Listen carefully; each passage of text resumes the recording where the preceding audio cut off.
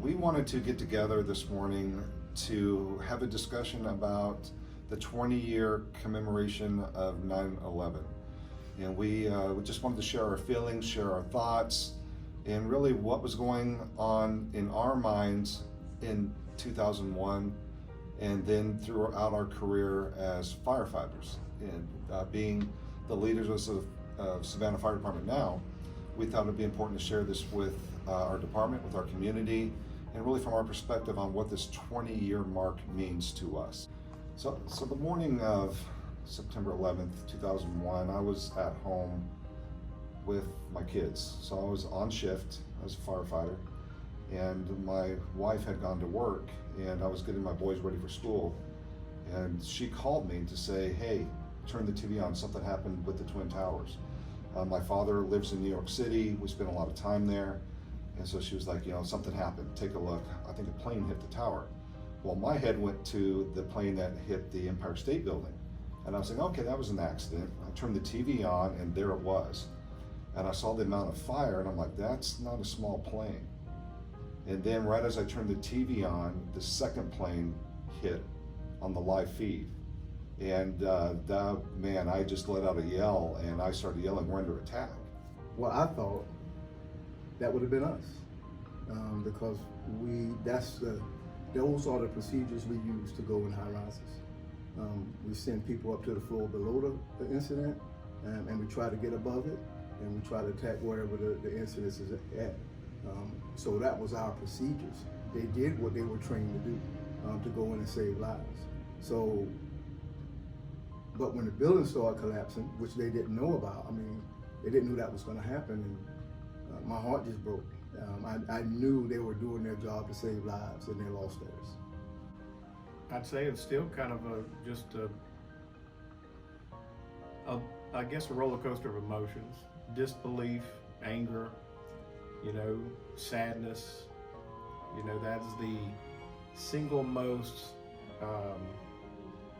loss of life at an incident for firefighters, 343, and that supersedes our department. That would be everybody in our department. Whole department, yeah. And when you put that in perspective, that's kind of tears at your heart.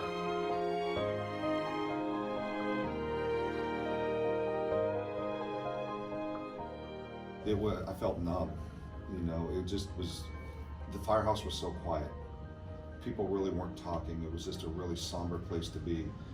As you mentioned, we lost the firefighters, we lost the 23 police officers, the 37 Port Authority, and then we were dealing with Pennsylvania, we're dealing with the Pentagon, and just the magnitude of all of that, it's like how that was orchestrated, and then us at the firehouse trying to digest it, waiting for our next alarm to come in. It made me feel more convicted about what I'm doing. It made me feel stronger about what I'm doing. It made me feel a sense of pride.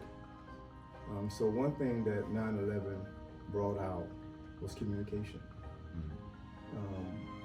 Different agencies at the time, we weren't able to communicate with them. They weren't on the same frequencies as radio. We didn't have NIMS officially established. Even though a lot of fire departments or agencies was using NIMS, it wasn't officially established. But from 9/11, we were able to gain a national way of communicating on emergency incidents. So that made it made it easier to communicate, to get tasks done, and to do it safely and efficiently. People are still dying from cancer, respiratory illness, mental health, and other issues that have really brought that to the forefront. We focus on that in the fire service now, and 9/11 really was a catalyst to that, I believe, that really helped bring that awareness, with our cancer reduction initiatives and what the fire service is doing in general.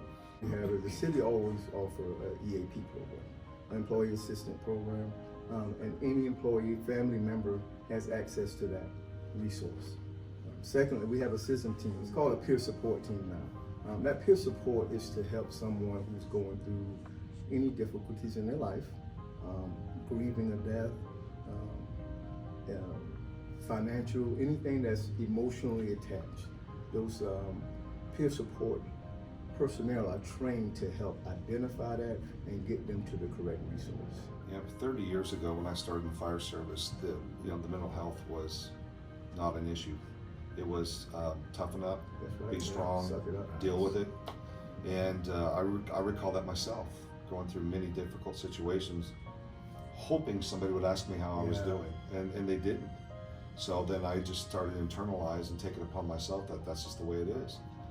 And I am grateful as a service that we have progressed. You're going to situations that people are not in their best and they expect you to make it better for them. And so there's a huge expectation on first responders to make that difference, and that's what they do every day. I would like to say thank you to this entire fire department and for all the work that you do and the commitment to our citizens, to our visitors, and you're just amazing, and so thank you.